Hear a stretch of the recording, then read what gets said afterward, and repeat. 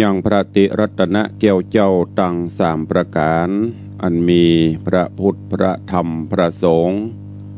อันเป็นสรณะที่เปิ่งตีเคารพนับถืออันสูงสุดในชีวิต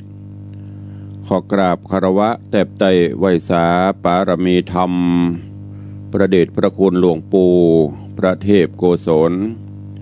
ที่ปรึกษาเจ้าคณะภาคเจ็ดเจ้าอาวาสวัดศรีโสดาพระอารามหลวงตำบลสุเทพอำเภอเมืองจังหวัดเชียงใหม่พระเดชพระคุณหลวงพ่อท่านเจ้าคุณพระเทพปริยัติ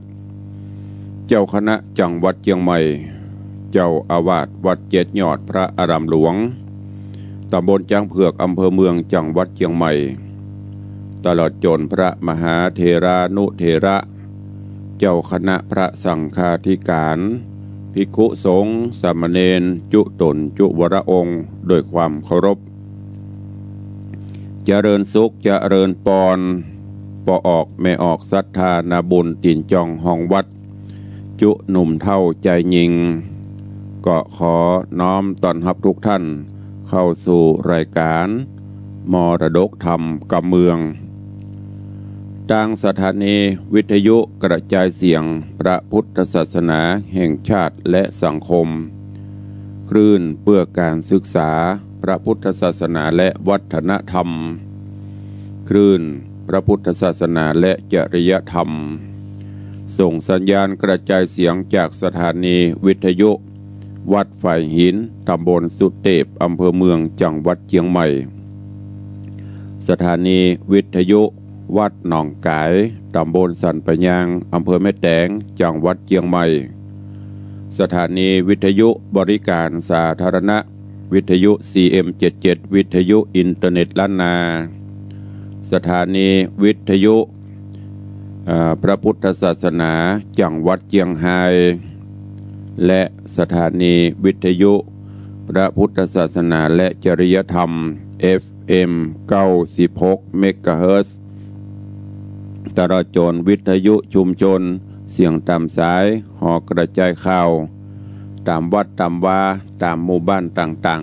ๆพร้อมกันนี้กราบถวายการต้อนรับครูบาอาจารย์ท่านเจ้าปออกไม่ออกศรัทธานบุญ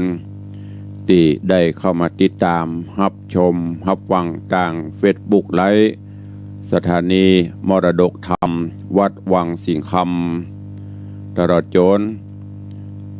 เฟซบุ๊กของ104ธรรมะคลายเครียดเฟซบุ๊กของวัดฝ่ายหินและของญาติธรรมสาธุชนที่ได้ติดตามรับชมรับฟังกันอยู่ในเวลานี้รายการนี้ดำเนินโดยกล่าวกับผมอัตมภาพพระครูวิสิทธิ์ศรีลาภรณ์เจ้าคณะตำบลป่าแดดเจ้าอาวาสวัดวังสิงคำตำบลป่าแดดอำเภอเมืองเชียงใหม่จังหวัดเชียงใหม่เป็นผู้ดำเนินรายการได้นำเสียงธรรมะมาปบมาป้ากับปออกไม่ออกศรัทธาครูบาอาจารย์ท่านเจ้าพระเจ้าพระสงฆ์องค์เนนเป็นประจำปกันวันนี้ก็เป็นวันทำการทำงานกันตามปกติวันนี้อากาศเย็นๆแล้วเนอะท้องฟ้าก็ครึ้มฝนก็อาจจะส่างซาไปพ่องแต่ก็บ่แน่เพราะว่ามันครึ้มอยู่บางทีก็อาจจะยังตกอยู่ก็ขอให้วันนี้เป็นวันแห่งความสุขของทุกท่านเนอะก่อนที่จะได้ฟังพระธรรมเทศนาก็ตักทายกับครูบาอาจารย์ตลอดจนญาติโยมศรัทธาตั้งหน้าจอหน้าไมค์กันก่อนเนาะในตอนนี้ก็ที่ได้เข้ามาติดตามรับชมรับฟังกันอยู่ในขณะนี้ก็มีหลายท่านหลายคนหลายรูปหลายองค์ที่กำลังเข้ามาขอเจริญปอนพินันจรัญปิยจันทร์แล้วก็ท่านเจ้าจำพระครูสิริวชิโรภาสสันปะฝ้ายละปูนพอเปิ้นเอาหลานหักเปิ้นต้วยน่ะไปดีข่อยเปิ้นมีลูกมีหลานหัวแก้วหัวแหวน ก็แต่ว่าเปิ้นไปตรวจสนามสอบ ติดตามรายการติดตามไล่อยู่แต่ไม่ได้ตักไปเนิ่นจานเนอะเจริญปอนคุณโยมจรัญสุธาโดยแทนพระผาหลวงแล้วก็มีโยมลักษณะเกตดีก็กำลังเข้ามาชมพร้อมกันนั้นก็มีตังยายเพลินเปื้อนเกษตรท่านพระครูธรรมธรบพิตรจิตตโสพโนก็สาธุครับสาธุจำเจ้าเหมือนเดียวกันเด้อมีคุณโยมชนจันทร์ซอนคำกราบสาธุเจ้าเจริญปอนเจริญปอนปเลี้ยงธนวัฒน์แม่เลี้ยงทัดพิชาสุสิงคำกราบใบสาธุธรรมพระครูเสียงทองแยมเจ้า สดชื่นใจดีใจได้ฟังธรรมเจริญปอนเนอะโยมบาลีอินทกูลกราบใบสาเจ้าเจริญปอนเนอะตอนนี้ก็ตั้งหน้าเฟซหน้าจอก็กำลังไหลกันเข้ามาส่วนที่อยู่ตั้งบ้านตั้งจองก็ได้รายการเนาะก็ติดตามรับฟังกันวันนี้มีการสอบทำสนามหลวงคำว่าสนามหลวงไม่ใช่ไปสอบที่กรุงเทพเนอะญาติโยมสะทายว่าเพิ่นไปสอบกรุงเทพกันตุลุงใจจื้อเปิ้นสอบทำสนามหลวงก็คือสอบวัดผลการเฮียนของลูกตุลูกพระที่ศึกษาพระธรรมวินัยหลักธรรมคำสอนปีหนึ่งเปิ้นก็มีการสอบทั่วราชอาณาจักรแต่ละตำบลแต่ละอำเภอแต่ละจังหวัดตามที่เปิ้นกำหนดเป็นสนามสอบวันนี้เป็นวันสุดท้ายของสนามสอบเปิ้นมีการสอบ4ภาคขั้นตอนเดิมจะ4วันเริ่มสอบตั้งแต่เที่ยงปลายก็เข้าฟังโอวาทจากพระเถระผู้ใหญ่บ่ายโมงก็เริ่มสอบไปสิ้นสุดเอาประมาณ4โมงแมลงก็ตะวาก็ไปคุมที่วัดไปคุมสอบเป็นกรรมการดูแลการสอบที่วัดศรีโสดาวันนี้เป็นวันสุดท้ายโยมว่าโอ้เพลงตุลุงม่วนดีมาเจ้าฟังเพลงไปด้วยอากาศเย็นสบายตะกี้เปิดน้ำตาจาดโฮ เพราะมีผู้ขอมาตะวาละวันนี้ก็เลยเปิดเนอะแต่ใครเป็นคนขอหมูเนอะไม่บอก ก็มอบเพื่อแล้วเนอะดิเปิ้ลขอมาตะวานะ น้ำตาจาดโฮ ก็มาฟังพระธรรมเทศนากันก่อนเนาะก็เดี๋ยวเรื่องราวอย่างต่างๆเฮาก้อยไปอู้กันในท้ายรายการโยมแม่จะดีบอกว่ากราบนมัสการท่านพระครูอันคอมนี่ก็ต้องคอยประคับประคองแต่เนาะมันจะโฆษณาเดี๋ยวมันก็เด้งขึ้นมาแป๊บถ้าจำพระครูว่างวันใดก็ลงมาดูกันเตือไวรัสมันเข้าแม่จันดีวิสุทธินันท์เข้ามาชมมาฟังรายการธรรมะยามเจ้าก็ฟังน้ำฟังธรรมในเรื่องของแมวโขนคำ แต่ว่าได้เทศนาผูกที่5จบไปวันนี้ก็ผูกที่6เรื่องราวของแมวโขนคำในตอนตะวาก็ได้ดำเนินมาถึงยังตอนที่ภกิญญาได้เอาอันเข้าของสัมปติอย่างต่างๆมอบให้แมวโขนคำเพื่อเอาไปฝากยังจุมปูราชด้วยเหตุว่าถึงสองเกยทำบุญตักบาตรร่วมจัดร่วมขันกันมาถึงแม้จะได้มาเกิดป่อเดียวแต่คนละแม่ก็มีใจปฏิภักษ์ฮักใคร่กันอยู่หลังจากนั้นภกิญญาก็เกษีก็เริ่มกึดเติงหาจุมปูราชจนพอบกินข้าวบกินน้ำเป็นเปิดเป็นเหลืองไปแม่ก็เลยสงสัยลูกสาวยังมาผอมลงเป็นเปิดเป็นเหลืองร่างกายสุขภาพก็บ่ค่อยเหมือนเก่าเหมือนเดิมผิวพรรณวรรณะก็บ่ค่อยเปล่งปลั่งสดใสก็เข้าไปถามว่าเกษีลูกเป็นอะไรอย่างกะอย่างผิวพรรณวรรณะบ่มดยศสดใส บ่เปล่งใสไว้ยะเหมือนเมื่อก่อนอยู่ในเงากกงกข้าวน้ำก็บ่ค่อยกินปล่อยปะละเลยตัวเก่าบ่พอบ่กวยมีหยังกะต่างเกษีก็บอกให้แม่ว่าโอ้ลูกมันเป็นหยังแม่ปกติธรรมดาเนี่ยแต่มันไม่ค่อยออกไปไหนไปได้มีอย่างอื่นบ่มีหยัง แต่ก็มีนางกล่อมใจนางฆ่าใจคนหนึ่งที่เฝ้าสังเกตการพอตลอดหูความเคลื่อนไหวตลอดถ้าโอ้ภาษาบ้านเฮาก็คือ เสนอหน้าค่าได้หน้าหรือถ้าภาษาอันนี้เราก็คือเสือก เสือกเรื่องของเปิ้นเข้าไปกราบทูลฮือแม่พญาภากิญาว่าติเกษีบ่ค่อยกินข้าวกินน้ำปล่อยปะละเลยเป็นเปิดเป็นเหลืองเพราะนางมีใจปฏิภักษ์ฮักใคร่กับเจ้าจุมปูราชลูกของปทุมาเพราะว่าวันก่อนหันแมวโขนคำตัวที่ป่อพญาเหือไปปล่อยนั่นนะมาจะได้ไปได้บ่ฮู้เข้ามาสู่ห้องท้องพระโรงห้องนอนห้องบรรทมของนางนี่ของแม่นาง เจสีได้ได้จากันแม่นางก็ขนเอาของประดับเครื่องใจไม่ใส่ของกินของว่าเอาฮื้ออันแมวขนคำเนี่ยเอาไปฮื้อเจ้าจุมปุราชปุ่นเนี่ยเป็นสาเหตุฮื้อนางบ่ค่อยกินข้าวกินน้ำปดเต้าพอภากิญาได้ยินจะอีกจากที่ฮักลูกมันขึ้นบึดล่ะเริ่มแล้วโทสะโมหะหรือว่าความโกรธความโกรธความหลงเข้ามาละเหมือนเอาไฟเขาสุ่มขึ้นบึดลืมคิงแล้วกับนี่เป็นใจอีกะเริ่มด่าละมึงโมโหกะอันน่ะศัตรูตัวห้ายเนี่ยจากนั้นกับได้ไม้เปี่ยไม้ได้กับฟาดตัวโจมตัวด่าตัวสปะสปันลืมตัวเนาะโจรเกษีเจ็บระบมไปตึงตัวให้ขอกับแม่จะไปเนี้ยแม่เฮยลูกเจ็บไปเนาะและจากนั้นมาพอเรื่องราวอย่างนี้ความลับแตกย้อนไปถึงเจ้าใจยราช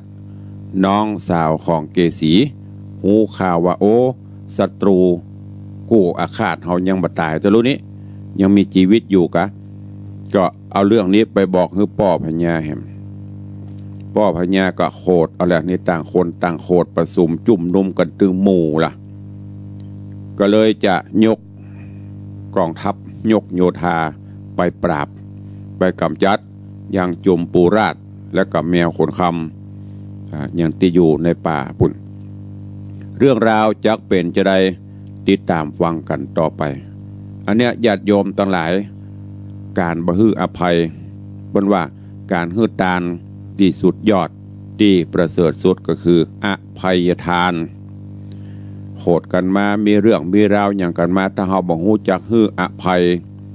แบกอยู่หั่นน่ะบางวันอารมณ์ดีพอนึกถึงเรื่องที่ผ่านมาที่มีศัตรูกู้อาฆาตเอาแล้วจิตใจเฮาเปลี่ยนไปทันทีจิตใจบ่ม่วนบ่งันความโหดไฟโทสะเข้ามาสู่เลือดลมก็ฉีดรุนแรงหน้าดำหน้าแดงเนี่ยถ้าเฮาฮื้ออภัยกันเหียจะมาเตอะเฮาก็ไล่มันไปอยู่ป่าอยู่เขาพุ่นละบ่เมินก็ตายจากกันแล้วมันว่าเฮา ต้องไปอาฆาตพยาบาทมันปล่อยมันไปตามบุญตามกรรมของไปของมันก็จะเบาจะบางเรื่องราวต่างๆมันก็จะบ่เกิดขึ้นแต่ถ้ามีโทสะมีความโมโหโกรธะไฟอาฆาตไฟพยาบาทฝังซุ้มอยู่หั่นน่ะก็บ่มีความสุขดังนั้นการฮื้ออภัยทานเป็นทานที่ประเสริฐเนอะก็ฝากไว้กับญาติโยมทั้งหลายมาฟังกันต่อว่าเรื่องราวของแมวโขนคำจักเป็นจะใดเจริญปอนทุกท่านติดตามรับฟังในผูกทวนตี6ณโอกาสบัดนี้ นะโม ตัสสะภะคะวะโตอะระหะโตสัมมาสัมพุทธัสสะ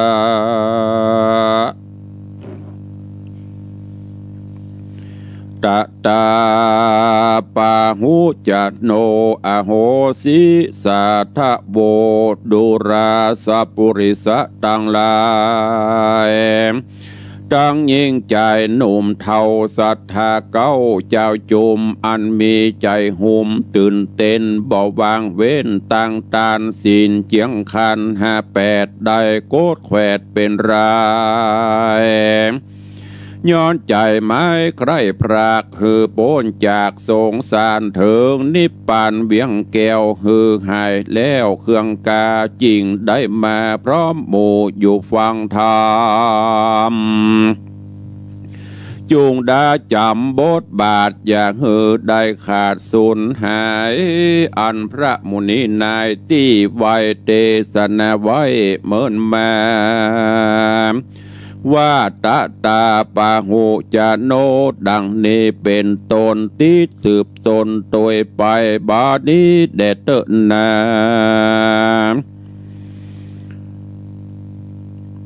ตาตาในกาละนันเราคนหนุ่มเท่ายิงใจหูกำหมายทวนทีบ่มีที่สงสัย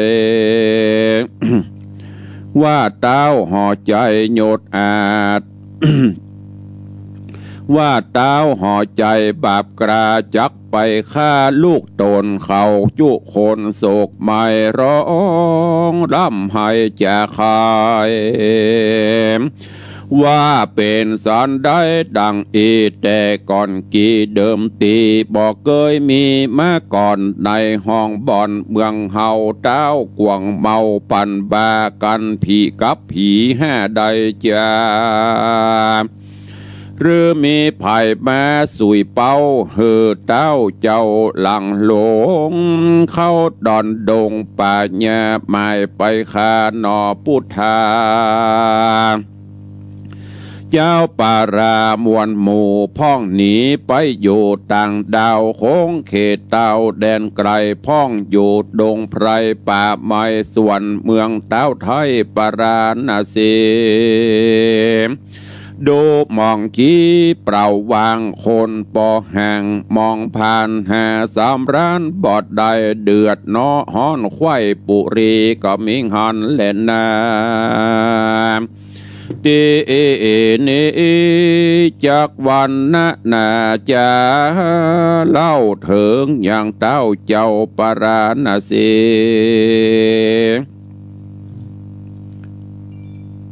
ญะสะเมอะญะสะเมองค์อาจกับเจ้าใจญราชบุตตาปาโยธาลายหลากออกไปจากเวียงใจ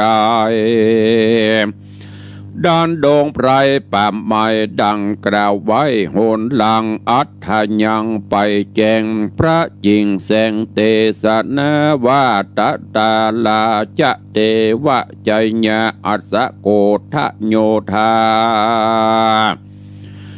รัญญาราชญามาปราชาเอกปัปปตาญัสสะปริวาระดังนี้เป็นตนภิกขเวเหดุราภิกขุตังหลายตนเป็นสายอริยะเจ้าทุกคำเจ้าภาวนา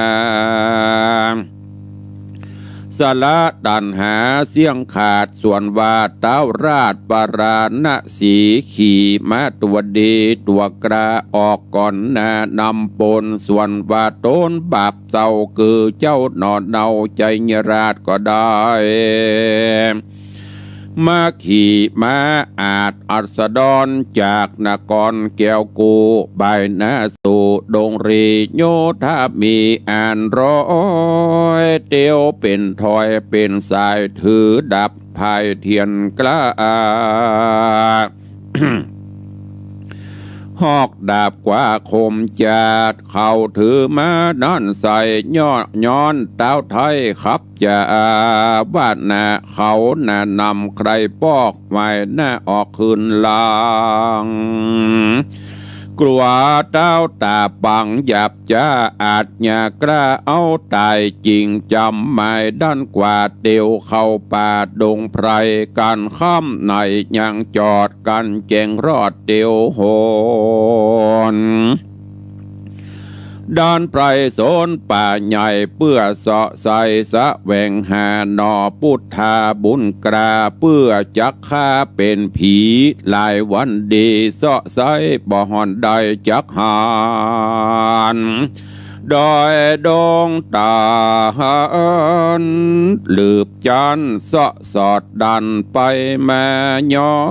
นเทวดามวลหมู่รักษาอยู่ป่าไม้นั่นนา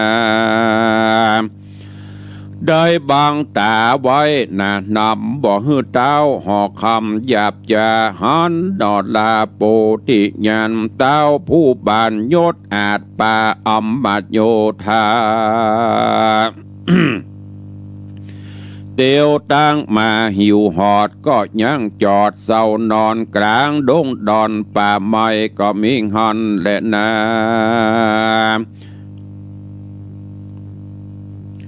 ปูนาติวะเสกันบันลุนและรุงอาทิตย์ปุ้งเรืองไรตามดงไพรป่าไม้เต่ายศใหญ่โพบานสะเวยอาหารสับป่าพรำนานา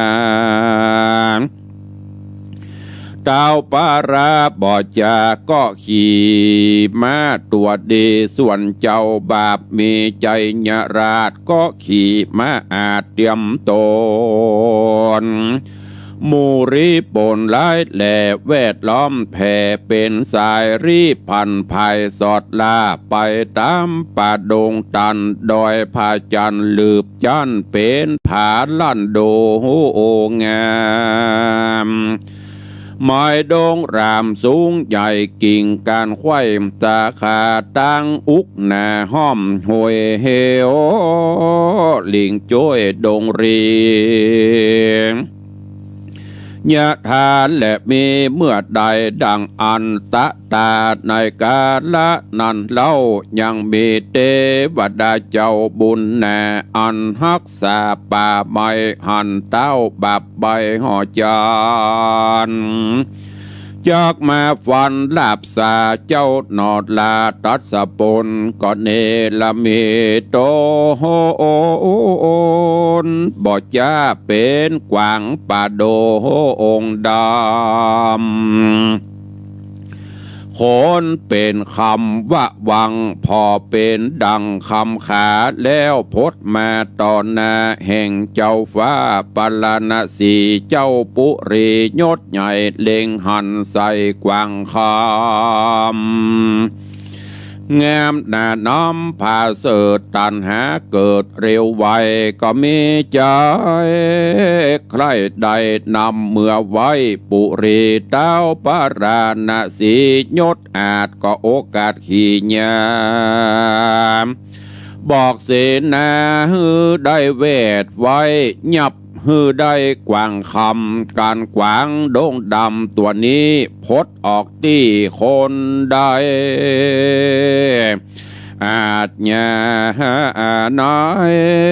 นักโสดจักมีโตดเต็งตันจุ่งปาก้อนอย่าจะเงียบกวางกระพันภายอย่าฮื้อตายมวยบ้างการตนเจ้าจางยศอาจกล่าวเสียงขาดสุดกรรมเศษนาดำน้อยใหญ่ก็เวทกวางไว้จุปายต่างยังย้ายต้อมเข่ายังเต้าเจ้าปาราณสีบวงบาดมีลายแหล่ขึงเวทแผ่ใหญ่ใหญ่กวางดงไพรตัวแกวนก็เต้นแลนพัดมนเล่นเวียนวนลืมเล่ามาที่เก่าลายตีหันจ้องมีบ่จ้าก็เล่นออกตัดหน้าเจ้าฟ้าหอจานดาวเล่งหันเป็นแก่นก็ขี่มาเล่นตัวไปเข้าดงไพรไว้วาดเจ้าใจญาราชบาปนาหันปิตาดาวไทยขี่มาไล่กวางคำ ก็แน่น้อมบ่จะรีบขี่ม้าด่วนหาวไปจอมเต่าปิตา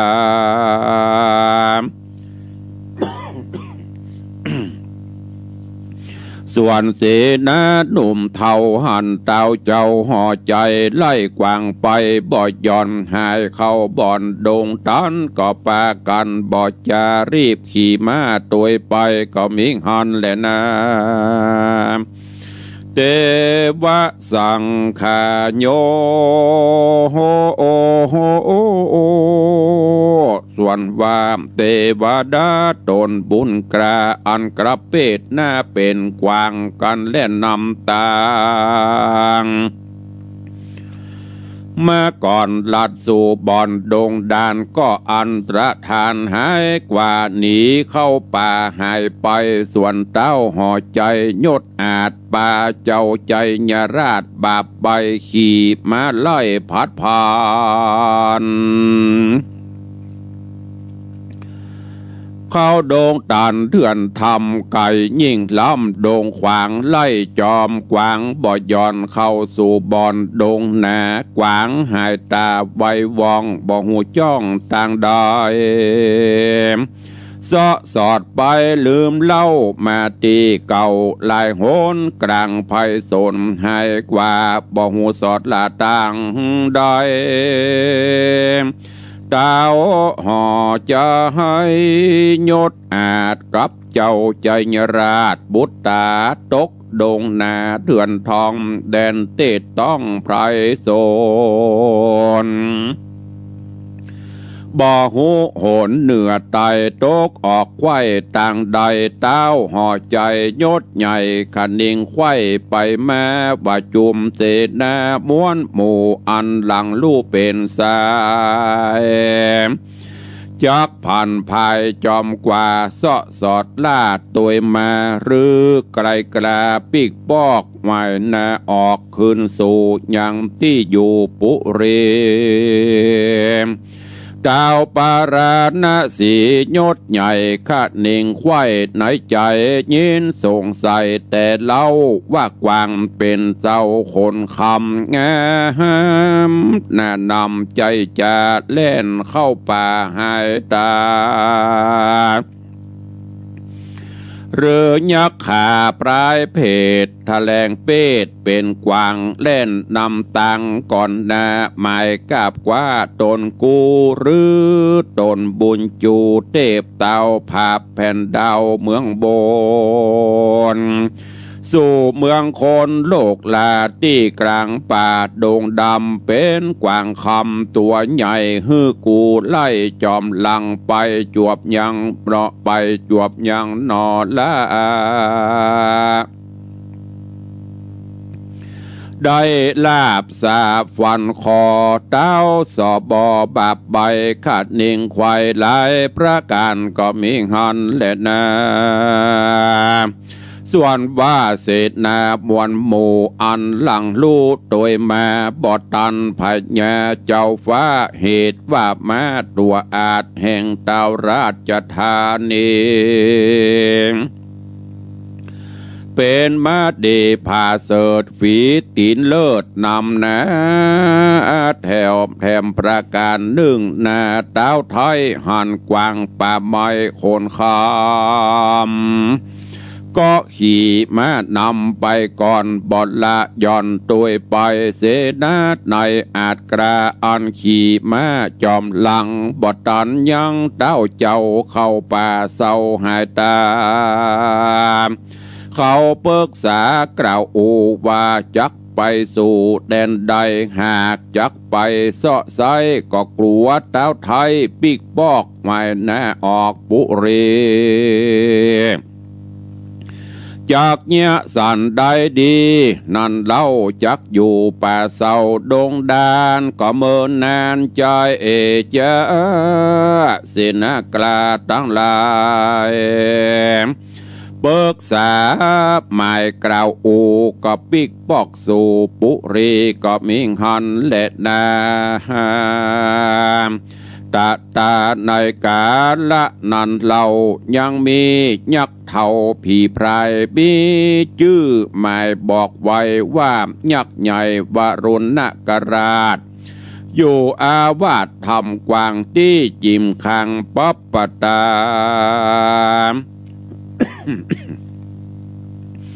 มีกาญาสูงใหญ่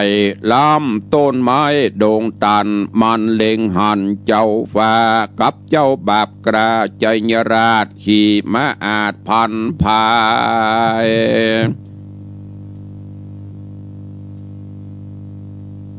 ขี่ม้าอาจพันพายมันก็ออกมาอย่างต้านเต่าเนี่ยนาเบาจังกังตั้งหูดังฝืดฟาดกอดเขี้ยวงาดปุนกัวโคนตามตัวงอดหนวดต้วงตอดไปมาส่องแกนตามะมาบดะปากกาบเร็วไป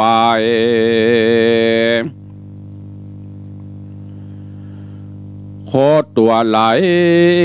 มาไกลยกมือใบดากำแล้วไข่กำห้องดาว่าสูกว่ามาจูดินแดนกูนี่ใส่มีโทษใหญ่เถิงตายสู้อย่าหมายเล่นดีลบไปตีต่างใดแดนดงไพรนิโสดกว้าง12 โยชน์ไข่ปันโตนเวทสุวรรณเต้าไทยไข่บอกไว้เป็นตราว่าเฮอกูฮักษาพอบเฝ้าสัตว์ป่าเศร้าเสือหมีราชสีแรดสูละมั่งหมู่กวางฟานจ้างปลายสารหนุ่มเท่ากันล่วงล่องเขาแดนเดินกูยอมกินเสียงควายตั้งแต่ไทยเดิมมาวันนี้นาโจกปากกูจากลากเมืองกินจะเล่นนาว่าอันตีนันยักษ์ผีพรายบ่จากำแขนเจ้าฟ้ามัดคาดกับเจ้าใจยราชบัดเดียวแล้วจะเลี้ยวกล่าวจีว่าวันนี้เป็นโจกปากกูใครอยากมานานจีนกวางฟานป่าเศร้ากัดดิ่งเล่าควายดำเขาลืดลำแต่ใส่จักเพียบได้นำนายังจีนมนุษย์สาโลกลายักเพศกลาโดงตัน2 มือพันมาไกลยับมาเต้าไทยมากินเลือดตกดินย้อยหยาดเกี้ยวงาดบ่หลอยังบ่ปออิ่มต้องมันจริงห้องไข่จะว่ากินคนแถมนา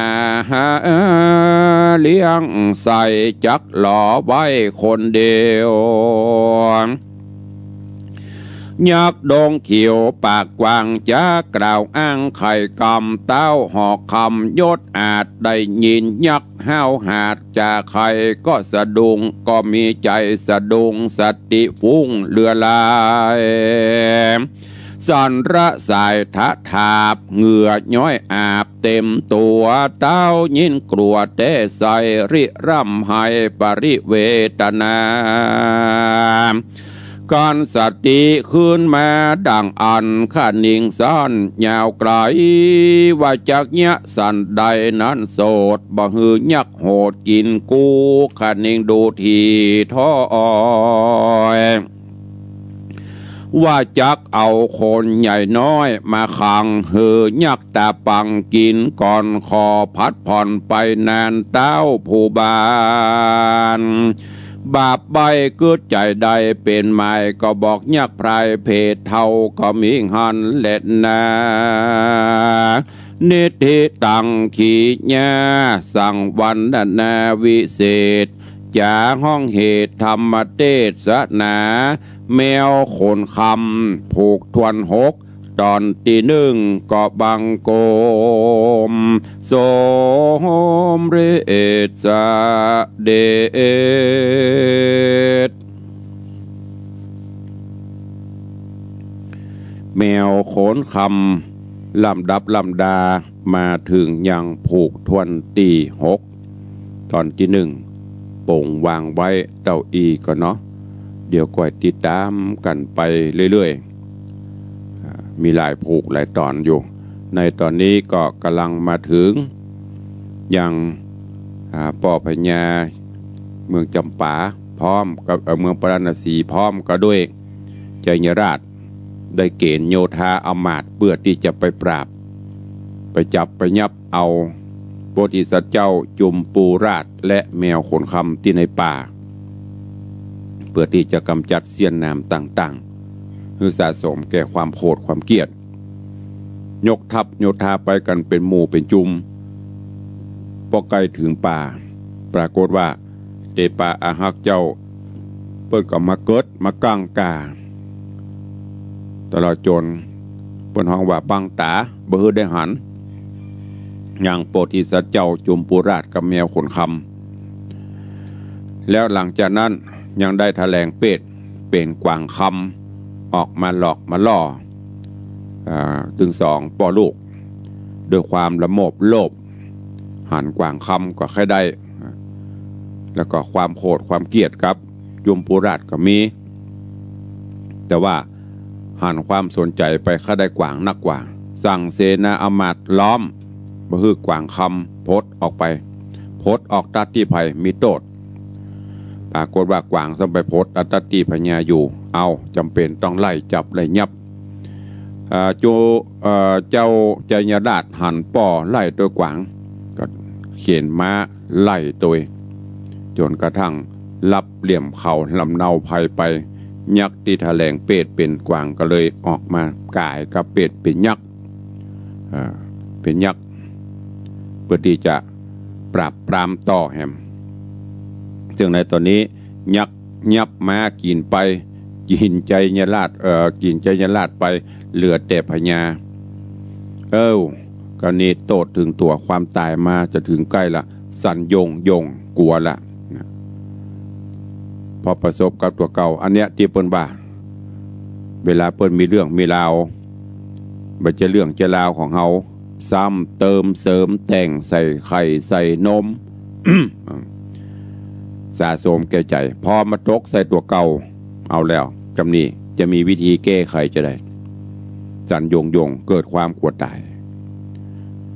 จะต่อรองกับยักษ์จะได้ก้อยติดตามฟังกันในตอนต่อไปเนอะอันเนี้ยญาติโยมสาธุชนทั้งหลายการที่หันเปิ้นผิดเปิ้นพลาดเปิ้นพลั้งต้องฮื้ออภัยอย่างที่ตุลุงบอกไปตะกี้อภัยทานเป็นทานอันประเสริฐจะไปซ้ำไปเติมกันอันนี้หันเปิ้นเพรียงพร้ำซ้ำเติมดกพอจะเอาถึงชีวิต จะไปตัวฆ่าตอนนี้ผลกรรมย้อนปีกมาหาตัวเก่าล่ะจะโดนยักษ์ฆ่าตัวเก่าก็กลัวตายฉันได้ก็ฉันนั้นอย่างที่ว่าโทษของคนอื่นเต้าเส้นผมเฮาพอหันมด ทะลุปุโป่งโทษของตัวเก่าเต้าภูเขาบหันอย่างคนเฒ่าคนแก่เพราะว่าตาเฮามีแต่แน่ไม่แต่คนตาเฮายังบหันเพราะฉะนั้นพอตัวเองเตือนตัวเองทำตัวเองให้ดีที่สุดไม่ต้องไปพอคนอื่นเตื้อเพื่อนจะดีกรรมภัยกรรมมั่นใครทำไปดีก็ทำกันไปให้อภัยกันไปเราจะอยู่ร่วมกันอย่างมีความสุขยิ่งสังคมปัจจุบันนี้ชอบซ้ำเติม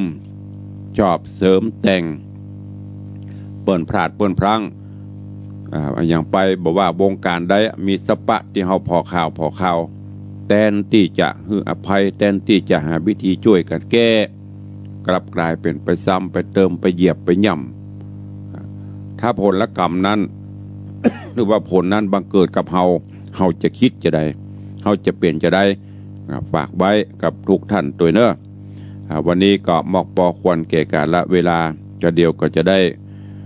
ได้จ๋าได้แจ้งข่าวสารงานบุญคือกับญาติโยมตั้งหลายอยู่เนาะก็พอควรแก่การละเวลาก็ล่วงเลยเว้ยนะเผลอแป๊บเดียวก็เดียวก็ไปละก็วันนี้ก่อนที่จะได้ได้จ๋า กับศรัทธานาบุญนั่นก็ขอแจ้งข่าวสารอย่างที่ได้บอกเนอะวันนี้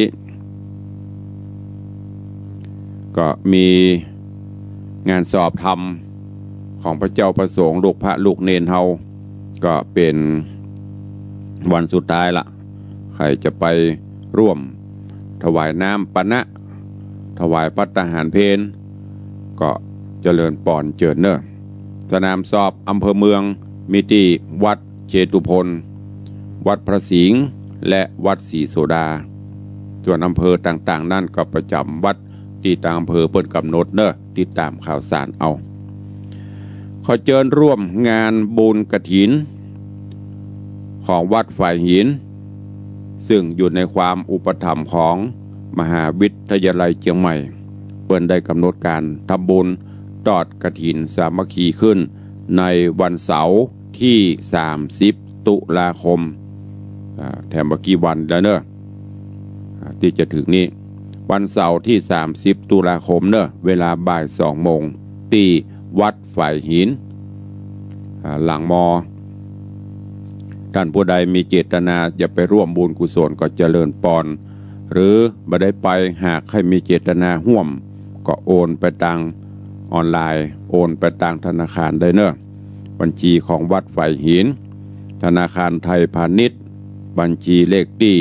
667200667200200อันนี้เป็นรายการทำบุญกับวัดฝ่ายหินเนอะเจริญปอนบอกบุญกับทุกท่านตัวเองแล้วก็ของตังคลื่น96วันที่23เราจะมีพิธีทำบุญตอดพระป่าบำรุงสถานีแล้วก็พิธีทำบุญครบรอบวันเกิดภาษาเมืองเขาเนี่ยเนาะฟังหูเรื่องดีครบรอบวันจัตการวันเกิดของป่อพญามังรายมหาราชวันที่23แล้วก็เป็นวันปิยะมหาราชตัวของเสด็จป่อร.5หลายงานก็เจริญปอนเจิญไปร่วมกันเนอะที่หอคำพญามังรายแล้วก็วันอาทิตย์ที่14พฤศจิกายนวันอาทิตย์ที่14พฤศจิกายนน้อมเอิญเจิญจวนญาติโยมศรัทธาเนอะร่วมทำบุญทอดกฐินสามัคคีที่วัดวังสิงคำเพื่อสมทบกองทุนในการก่อสร้างแปลงกุฏิสงฆ์โฮงหลวงของวัดกำหนดการทอดถวายในวันอาทิตย์ที่14พฤศจิกายนเวลาประมาณบ่าย2 โมงเนอะเอิญเจิญจวน FC แฟนรายการทุกท่านทำบุญโดยกันเนอะตามกุศลและจิตเจตนาศรัทธาก็ขออนุโมทนาบุญกุศลกับลูกเต้าเหล่าหลานของป้าอุ้ยหม่อนปันมูลศรีอายุป้าอุ้ยหม่อนได้84 ปีแต่ว่าเพิ่นได้ชาปนกิจไปละคืนก่อนนิมนต์ตุลุงไปเทศต่างลูกเต้าอันมีพี่ให้ดำรงยมปีอัมพรมูลศรีเจ้าของผู้จัดการบริษัทดำรงก็พร้อมกับโดยญาติพี่น้องตลอดจนญาติธรรมที่ไปฟังน้ำฟังธรรมได้ให้ได้หอมนอกเหนือจากการเทศการทำแล้วเปลี่ยนห้อยให้หอมกฐินของวัดวังสิงคำก็ได้จตุปัจจัยทั้งหมดเนอะลวดอนุโมทนาแจ้งขอบคุณทุกท่านโดยปัจจัยที่ปักร่วมถวายในงานศพของป้าอุ้ยหม่อนปันมูลศรีที่บ้านแม่ต้องปองไม่คือโดยเสกตได้รับปัจจัยทั้งหมด 22,460 บาท 22,460 เนอะแจ้งผ่านไปทางพี่น้องญาติธรรมต่างไม่คือตามบ้านแม่ต้องปองตามบ้านไม่คือตัวเนอะแล้วก็หลายๆบ้านที่ไปห่วมตัวในส่วนของสตางค์ของป้าอุ้ยหม่อนที่เปิ้นเก็บเหาะสมล้อมริบไว้จะเอามาตานไม่ได้มาต่างพี่อาดำรงก็เอาตานรวมทั้งหมดนั่นเนอะได้ 20,000 ปลายก็ขอบคุณอนุโมทนาบุญตัวเองส่วนท่านที่จะให้จะหอมจะห่วมบุญกุศลก็เจริญปอนเนอะเข้ามาได้ใน จะห่วมทางไปรษณีย์ก็ทางออนไลน์ก็จะมาห่วมก็มาได้แถมมานึ่งก็คือใกล้เดือนยี่ก็ทางวัดก็ได้จัดการทำที่แขวนโคมหรือบ้านเมืองฮอกโกมปูจาเตื้อเดียวได้อยู่ประมาณ 3-4 งานอันอย่างล้ำเหลือตุลุง1เดือนยี่เปง2เดือน4เปง3ขึ้นต้นปีใหม่แขวนละวะหันอ่ะเจ้แขวนแล้วเดี๋ยวยี่เตลงเจ้น่ะของตุลุงเอาเจียนมันปวปูจาครั้งเดียวได้3 งานเขาจะมีการติดไฟสว่างสวัยขอบคุณโยม ปเลี้ยงธนวัฒน์แม่เลี้ยงทัดพิชานี่ก็เป็นเจ้าภาพปูจาโกมเป็นเจ้าภาพทั้งหมด108 ลูก108 แก่นแล้วก็มีโยมทักษพรวงจันตา1 แก่นโยมนางสาวจรินทิพย์แสงสว่าง1 แก่นแม่อุ้ยน้อยวงจันตา1 แก่น โยมแม่ประณีพยัคฆ์ไข่หพลพร้อมลูกหลาน3 แก่นแม่อุ้ยมอนจันตาแม่อุ้ยมอนจันคำแสงบุญ1 แก่น3 แก่นจังหลงลืมพุ่นน่ะแม่ตาอุปนันท์1 แก่นโยมอัตพลกองคำ1 แก่นแม่สุภาอุปนันท์1 แก่นนายมารุตรินทกะ1 แก่นโยมมโนดรินทกะ1 แก่นเด็กหญิงสัตพรสัตพรรินทกะ1 แก่นแม่เรือนมูลปิยะจันทร์โดยซิว3 แก่นแม่อุ้ยม่อนอัมพาเสวยราช3 แก่นโยมสุรินเสวยราชลูกบ่าวแม่อุ้ยอัมพา2 แก่นนี่เป็นรายนามของผู้ที่ร่วมโมทนาบุญในการปูจาโกมก็มีรายการมาบอกสุดแล้วแต่เนอะตามจิตเจตนาศรัทธาทุกท่านเอาแล้วเนาะจะได้ตักตายพี่น้องต่าง หน้าใหม่แต่ต่อไปหน้าใหม่ก็ขอตักตายต่างสถานีต่างหน้าจอก่อนเนาะขอบคุณครับโยมแม่จันดีวิสุทธินันท์ กราบไวสาเจ้าเจริญปอนโยมทองคำทิวงคำแล้วก็โยมตู่วิเวกวรรณรามน้อมถวายการต้อนรับท่านเจ้าจารย์หลวงพ่อท่านพระครูโกมุตสิทธิการท่านเจ้าวาดวัดโกมุตพุทธรังสีพุทธมณฑลสายหุลืมไปละกรุงเทพมหานครก็หลวงพ่อฟังอยู่ตลอดก็ขอกราบขอบพระคุณในเมตตาบารมีธรรมหลวงพ่อด้วยเนอะเจริญปอนต้อนรับโยมนวลศิริหินเขียวกราบไวสาเจ้าโยมปีจัญญาฟองซักเข้ามาชมนี่ก็เป็นต่างหน้าจอหน้าเฟซเอาละต่อไปจะได้เปิดอู้จาภาษาหน้าใหม่กับ F4 เนอะก็เข้ามาได้ใครจะอู้จะจากับตุลุง0817836540เอาเข้ามาได้ฟังอยู่ที่ไหนตั้งใดเหลือเวลาอีกประมาณ 3-4 นาทีก็จะหมดเวลาเปิดโอกาสให้พี่น้องต่างบ้านต่างจองที่ฟังอยู่เข้ามาร่วม0817836540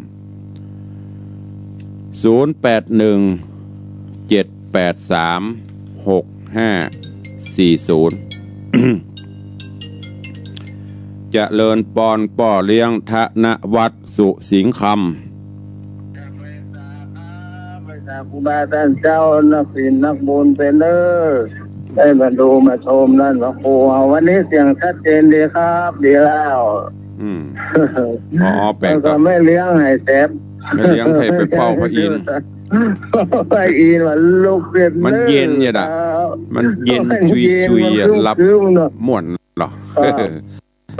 เดี๋ยววันนั้นจึงแรงละมาใครจะเข้าหน้าหนาวมาแล้วสาธุอนุโมทนาเด้อบุญรักษาไว้สาแล้วจะพ้องไปหาครับไว้สา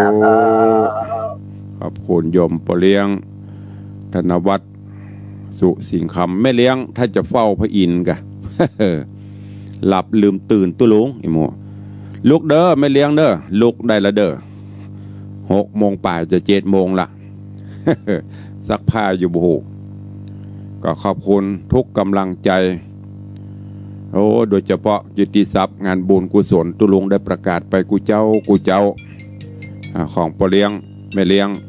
ปเลี้ยงธนวัฒน์แม่เลี้ยงทัดพิชาครูบาอาจารย์เปิ้นถามเป็นไผตุลุงได้ยินประกาศถึงวัน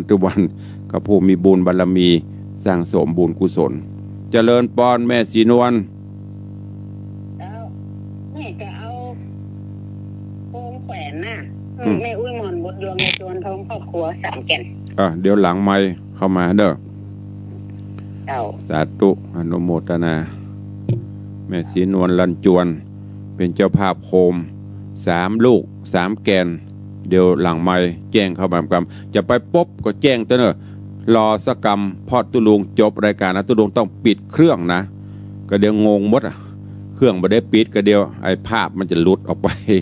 ฝั่งเตือบกล้องจบปั๊บโทรปั๊บมันใจรอสักกรรมเนอะตุลุงได้ปิดเครื่องปิดอย่างก่อนเจริญปอนเด็กหญิงจันคำแสงบุญเจ้ามันถูกเอาอันเพลงเนี่ยคนลมอย่าข้ามปืนแล้วจับอันอย่างก่อว่าใจก่อคนลมอย่าข้ามคนล้มอย่าข้ามอีหน่อขอฟังเพลงอีเจ้าเพิ่มเติมตัวเนอะเจ้าอันจากกันทำ10 บาทละเพลงคำสาวเนอะเดี๋ยวจะเสาะจัดฮือถ้ามีนะถ้ามีกับบัวเนอะอันแล้วเพลงไปห้องเนี่ยอันฟอกอัน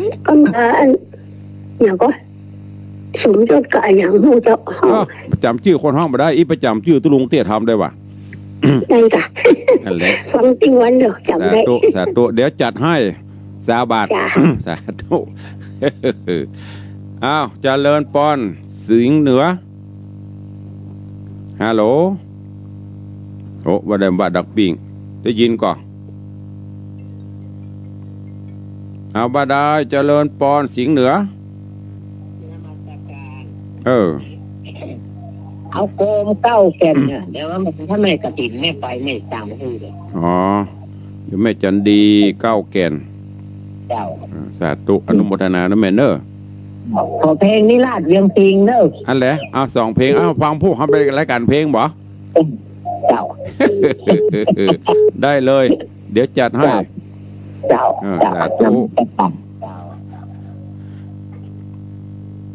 มันตึกว่าไทยถ้าฟังนะไปโทรกับเนาะ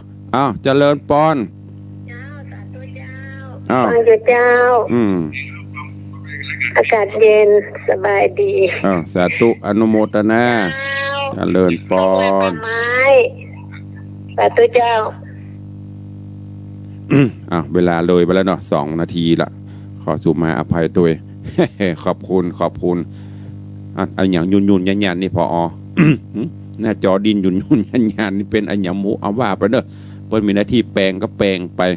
อันแม่อุ้ยมอนอย่างก็จันคำขอฟังเพลงคนล้มอย่าข้ามสมยศหรอมันมาแล้วประเดี๋ยวขอฟังเพลงก็มีเดี๋ยววันพุธจะจัดรายการเพลงสักวันเนาะของเฮามีตึงวันเอารายการเพลงเก่าสักวันให้ดีกันฮะเดี๋ยวขออนุญาตพอสลับรายการตามใจแฟนคลับน้ำใจเพลงไอ้หมูแล้วก็แม่จะดีขอเพลงนิราศเวียงพิงเปิดได้ค่อยกูเจ้าแม่เดี๋ยวจะจัดให้สาธุขอบคุณเนอะโยมแม่จันดีวิสุทธินันท์รับโกมเพิ่ม9 แก่นแล้วก็โยมแม่ศรีนวลรันจวนเพิ่มโกมแหม3 แก่นขอบคุณทุกท่านด้วยเอาละเวลาหมดเวลาขอนำรายการจากทุกท่านไปก่อนเนาะปะกันใหม่ในวันต่อไปวันนี้ก็ขอความสุขสวัสดีจุงบังเกิดมีกับปออกไม่ออกศรัทธานาบุญกูโคนเด้ออยู่ดีมีสุขมีโจกมีใจปนเคราะห์ปนภัยปรารถนาอันใดก็ขอให้สมดังความมุ่งมา่ปรารถนาเหมือนกันจุตนจุองค์จุผู้จุโคนเด้อ